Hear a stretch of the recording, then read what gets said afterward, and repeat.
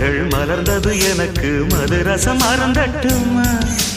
விடுகின்ற வரையில் முடிகின்ற வரையில் கவிதைகள் எழுதட்டுமா முத்தம் என்ற கடலில் முத்து குளிப்போமா அழகு அழகு ஓ நீ நடந்தால் நடையழகு அழகு நெருங்கி வரும் இடையழகு அழகு வேலெறியும்